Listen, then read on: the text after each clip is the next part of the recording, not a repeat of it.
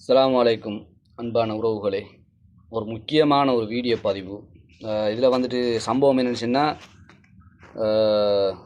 ஒரு சகோதரர் வந்துட்டு தஹர் ஏரியாவில், குவைத்தில் தஹர் என்ற ஏரியாவில் இப்போ ஒரு 4-5 நாளைக்கு முன்பு தூக்கிட்டிருக்கிறாரு.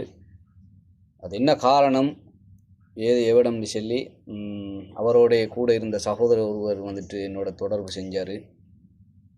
இந்த சம்பவம் வந்துட்டு சோசியல் மீடியாவுக்கோ எதுக்குமே வெளிவரல.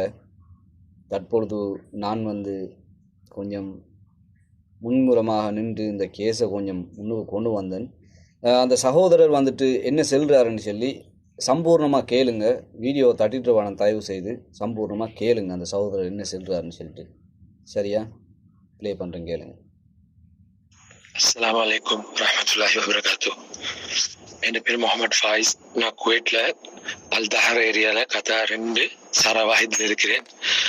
நான் சொல்ல போற என்னண்டா, ஒரு உண்மையான சம்பவம், எல்லாமே தானே சொல்றேன். என் ரூம்மேட் பொடியன் இருந்தான், நுகரிலேயே 15, ராகல் ஏரியால. பேர் குமார், சனோஜன் குமார், 24 வயசு தான். அவன் இப்ப ஒரு 5 நாளைக்கு இந்த ரூம்ல தூக்குல போட்டுக்கொண்டு மவுத் ஆயிட்டான். அதுக்கு காரணம் என்னன்னா, அவன் வயசு 24. பதுல்ல சித்ரா உண்டு, எனக்கு போட்டோ இருந்தா நான் கட்டாம இதுல ஷேர் பண்ணுவேன். பேர் சித்ரா, 30 வயசுக்கு மேல தான். சம்திங் நான் நினைக்கிறேன் ஒரு புள்ளி 2 புள்ளி இருக்குது. ஆனா கன்ஃபார்மா சொல்றேன் 2 மாப்பிள்ளை இருக்குது. இப்ப கிட்டத்துல போன வருஷம் 9ஆம் மாசம் பேத்து தான் 2வது கல்யாணத்தை முடிச்சுட்டு வந்துச்சு. அந்த புள்ளியவன் என்ன சரி செஞ்சு லவ் பண்ணிக்கிறான். பொய் சரி சொல்லி லவ் பண்ணி ஆளுக்கு இந்த பொடியனுக்கு சீரியஸ் ஆயிடுச்சு. அந்த புள்ளைய கடைசிக்கு பேசி பேசி பேசி மாசம் சம்பளம் எடுத்தா அவுட்டிங் போறேன், அங்க போறேன், இங்க போறேன்னு இந்த பொடியனை சம்பாதிச்ச 1 வருஷம் சல்லி மொத்தமாவே தொலைச்சு கொண்டான். பதுலையில நான் நினைக்கிறேன் எங்க சரி ஒரு ஏரியால கட்டாயமா லேண்ட் ஒன்று எடுத்திருப்பாங்க. அந்த லேண்ட் எடுக்கிற அது விஷயம் என்னமோ காதுக்கு பெத்த 9ஆம் மாசம் போனா. சரியா? அந்த பொம்புல 9ஆம் மாசம் ஸ்ரீலங்காக்கு போனா. 9ஆம் மாசம் கடைசியில சரி, 10ஆம் மாசம் சரி ஸ்ரீலங்காக்கு போனா. அப்ப பேச்சு தான் 2வது கல்யாணத்தை முடிச்சுட்டு இவருக்கு வீடியோ கால் பண்ணியும் காட்டுச்சு. அப்ப இவன் அழுந்து எங்க அழுந்தான். நான் எல்லாத மட்டும் எனக்கு அடிச்சுதான் தாக்கிறேன். நான் சத்தியமா அடிச்சேன். அவனை கீழே போட்டு மிதியும் மிதிச்சேன். ஏன் உனக்கு வேற பொம்பளையவா இல்ல, எப்படி பேச்சு ஸ்டார்ட் ஆகி கொண்டிருக்கிறேன். கடைசிக்கு இவர் அந்த போட் அப்செட்ல இருந்தாரு. அதுல 2 மாசம் முடிஞ்சு திரும்ப ஸ்ரீலங்கா வந்துச்சு, குவைட்டுக்கு வந்துச்சு. வந்ததுக்கு ஒரு மெசேஜ் பண்ணி திரும்ப லவ் பண்ணிக்கலாம். இவன் சொன்னா எனக்கு எதுவும் பிரச்சனை இல்லை, அவங்களே மட்டும் தான் விரும்புறேன். கடைசியில இன்னைக்கு உசுருட்டுட்டான்.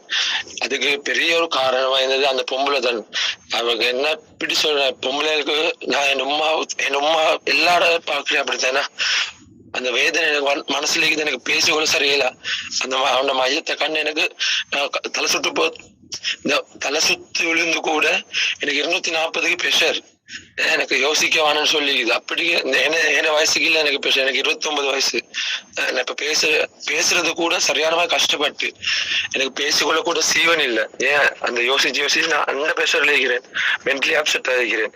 எனக்கு என்னன்னு செய்யறதுன்னு தெரியாது. கடைசியில தான் இந்த நியூஸ் தனி ஒருவன்ல அந்த நானா கான்டாக்ட் பண்ணேன். அவருக்கு எல்லாத்தையும் சொன்னேன். அவர் சொன்னாரு, எப்படி பேசினாலும் பிரச்சனை இல்லை, நீங்க நடந்ததை சொல்லுங்க. அப்ப கூட நான் 2 நாளா தாங்கி இந்த வாய்ஸ் நோட் இன்னைக்கு அனுப்புறேன். என்ன மனசாட்சி எனக்கு இடம் கொடுக்குது இல்லை. நாங்க அப்படி இதாக்கினேன். நான் எத்தனையோ வருஷம் கடைசியில ஒரு 7 மாசம் பேசாம இருந்தோம். ஏன் இப்படி எல்லாம் செய்ய போகல, எப்படி யாருக்கு பேச வருவேன்னு நான் விட்டே போட்டேன், எனக்கு தேவையில்லைன்னு.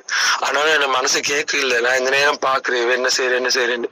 அன்னைக்கு நான் போன புதன்கிழமை என்ன டியூட்டி முடிஞ்சு நான் பஸ் போட்டு கொள்றதுக்கு ரூமுக்கு வரக்குள்ள கதை திறக்க போல தூக்கி கொண்டு இருக்கிறான். எனக்கு இன்னும் அது ஏத்துக்கொள்ள இல்லாம தயக்கிறேன். வல்லாகி இதுக்கு மிச்சம் இன்னொரு காரணமும் குடும்பத்தாட்கள். ஏன்னா வீட்டாட்கள் கொஞ்சம் யோசிக்கணும். நாங்க வெளிநாட்டு செய்கிறது, நாங்க ஐசாய் வாழ்க்கை வாழ்றது இல்லை. நான் இப்ப 3 நாளா நான் வல்லா சொல்றேன், வெக்கப்பட அவசியமே இல்லை எனக்கு. சரியா? நான் 3 நாளாவது இன்னையோட குளிச்சு சரி, அந்த அளவுக்கு எனக்கு வேலை டென்ஷன் இங்க ஒன்றுமே செஞ்சு கொள்றதுக்கு இல்லை. இந்த பொடியனுக்கு போட்டு சொல்றேன், நீ வாகனத்துல பினான்ஸ் காட்டு, குடும்பத்தை பாரு, அதை பாரு, அவனுக்கு இதை செய், இவனுக்கு அதை செய், இதை செய். வீட்டுக்கு சொத்து சம்பளத்துல என்னத்தை தான் செய்ய. இப்ப இன்னும் 2 மாசம் கழிச்சு வெக்கேஷன் போவீங்க. அவன் எடுத்து வச்ச ஒவ்வொரு சாமான்த்தையும் எனக்கு தெரியும் என்ன யார் யாருக்கு எடுத்து வச்சுண்டு. அப்படிப்பட்ட இன்னைக்கு இந்த சீரழிஞ்சிட்டான். யாரு காரணம்? 1வது காரணம் அந்த பொம்புல. அல்லாதுக்கு இந்த உலகத்துல அவக்கு கூலிய கொடுப்பா, மத்தது அவனோட குடும்பத்தாருக்கு. அவனோட குடும்பத்தாருக்கு சொல்றாங்க, எனக்கு இதெல்லாம் இன்ஃபார்ம் பண்ண வாங்கணுமாம். நான் பயமில்லை, நான் என் பேரோட சொன்னேன். என் பேர் முகமது ஃபாயிஸ். நான் இதே கேண்டில் இப்ப வத்தலே இல்லை. சரியா? என் அட்ரஸ் இந்த சேனல்ல இவருக்கு பதிவு செய்வேன். எனக்கு பயம் தேவையில்லையே. நான் ஒரு உசுருக்காக நான் பேசுறேன். அவன் யாரே என்ற அவன் என்ன யாருமே இல்லை. ஆனா மனசாட்சி நொண்டிக்குதுன்னா தாய் கூட அவனை கணக்கெடுக்கல. அவன் எழுதின அவன் கடைசி எல்லாமே இதுல இருக்குது. சரியா? இவர் சொன்ன வார்த்தைக்கு நான் கட்டுப்பட்டேன். அதுக்காக தான் அந்த வாய்ஸ் நோட்டை கூட எனக்கு பேசிக்கொள்ள எல்லாமே நிலைமையில கூட நான் அனுப்புறேன்.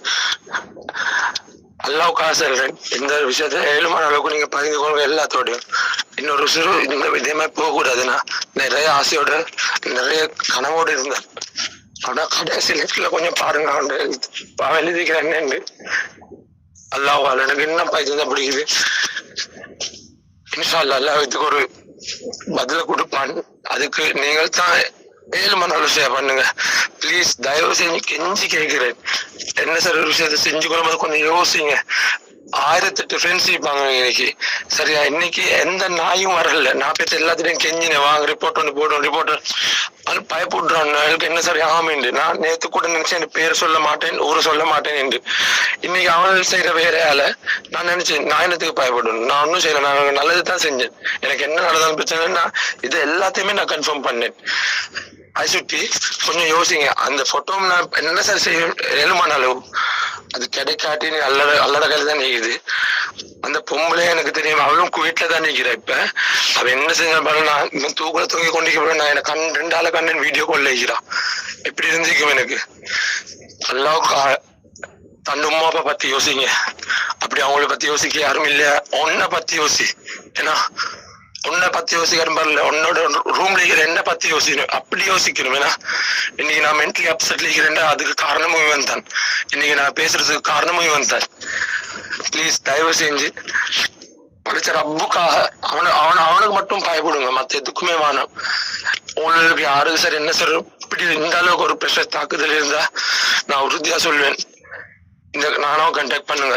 எல்லாம் பாதுகாக்க எனக்கு இன்னைக்கு நான் இப்படி சார் ஒரு மனசு நிம்மதியில் இருக்கிறேன். இவரால் தான் நிச்சயம் ஜஸாக்கல்லாஹ். இன்னும் சரி இருந்தா நான் கட்டாயமே இந்த விஷயத்தை பத்தி நான் பகிர்ந்து கொள்வேன். அஸ்ஸலாமு அலைக்கும் வரஹ்மத்துல்லாஹி வபரகாத்துஹு. ஜஸாக்குமுல்லாஹ் ஹைரன் தம்பி, ஜஸாக்குமுல்லாஹ் ஹைரன். உங்களுக்கு இறைவன் ஏதோ ஒரு வகையில் உங்களுக்கு இறைவனுடைய பாதுகாப்பு இருக்கு. இவர் செல்ற வந்துட்டு விஷயம் என்னென்னு சொன்னால், இவர் வந்து அந்த லவ் பிரச்சனை, அந்த பொடியண்ட லவ் பிரச்சனை பெய்த்துட்டு இருக்கும்போது இவர் அடித்து கூட செல்லிக்கிறாரு. வானாம் விட்டுட்டு வேலையப்பார் அப்படின்னு சொல்லி இவர் செல்லிக்கிறாரு.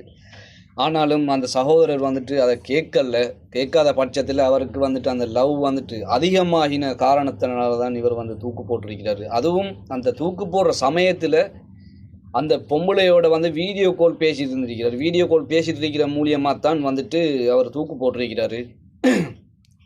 இவர் அந்த சகோதரரை போட்டோ தான் நான் போட்டிருக்கிறேன். அவர் வந்து கடைசியாக எழுதி வச்ச லெட்டர் கூட இவரத்தில் நான் மென்ஷன் பண்ணிக்கிறேன். இனி அன்பான உறவுகளே, நான் யாருக்கிட்டையும் கேட்டுக்கொள்வது, இந்த இப்படியான முடிவுகளை வந்து நீங்கள் எடுக்க வேணாம். எது சரி உங்களுக்கு பிரச்சனையா, எது சரி ஒரு பிரச்சனை இருந்தால் நாட்டு எம்பேசி இருக்குது, இல்லை நீங்கள் வந்து ஏஜென்சிகள் இருக்குது. இது வந்து ஏஜென்சி எம்பேசியில் வந்துட்டு முறைப்பாடு உண்டு இல்லை. இது என்ன சொன்னால் இது வந்து லவ் பிரச்சனை. அதனால் வந்துட்டு உங்களுக்கு தெரிஞ்சது யார் சரி நண்பர்கள் இருந்தால், இப்படியான பிரச்சனைகள் இருந்தால் உங்களோட நண்பர்களிடம் அந்த பிரச்சனைகளை பகிர்ந்து இதுக்கான ஒரு நல்ல தீர்வை நீங்கள் பெற்றுக்கொள்ளுங்க. இதுக்காக வந்துட்டு சாவே ஒரு தீர்வு இல்லை. இப்போ இன்றைக்கு பாருங்கள், அந்த சகோதரன் லைஃபே இல்லாமல் போய்த்தது. என்ன காரணம்? ஒரு காதலால், ஒரு பொம்பளையால். சரியா? நாங்கள் இப்போ பார்த்தோம், ஆண்களால் தான் பொம்பளையில் வந்துட்டு பாதிக்கப்பட்டுட்டு தூக்கு போடுறாங்கன்னு சொல்லி பார்த்தால், இப்போ கடைசியில் ஆண்களும் வந்து பெண்களால் பாதிக்கப்பட்டு, எல்லா பெண்களையும் எல்லா ஆண்களையும் தவறு குற்றம் செல்ல இல்லை, ஒரு சில பேர். சரியா? ஆனால் அந்த சகோதரர் வந்துட்டு வாய்ஸ் கட் போடுறாரு. அவர் என்னோட பேசின டைமும் வந்துட்டு அவர் சொல்கிறாரு, நானா என்னால் பேசலை, அவன் சாவை என்னால் ஏற்றுக்கல அப்படின்னு சொல்லி வந்துட்டு ரொம்பவே வந்துட்டு அவர் சினத்துக்கு அவர் மனசு வந்து ரொம்பவே பாதிக்கப்பட்டு. காரணம் என்ன? அவர் ரூமுக்கு போகும்போது அந்த பொடியன் வந்துட்டு தூக்கில் தொங்கிட்டு இருந்திருக்கிறான். அந்த வீடியோ கால் வந்து ஃபோன் வேலை செஞ்சுட்டு இருந்திருக்கு. அந்த சமயத்தில் வந்துட்டு அவர் மனது பாதிக்கப்பட்டிருக்குது. எனவே நண்பரே, உங்களுக்கு இன்ஷா அல்லாஹ் அல்லாஹ்வுடைய பாதுகாப்பு உங்களுக்கு இருக்குது. இன்ஷா அல்லாஹ் அந்த வீடியோ கொஞ்சம் ஷேர் பண்ணி விடுங்க.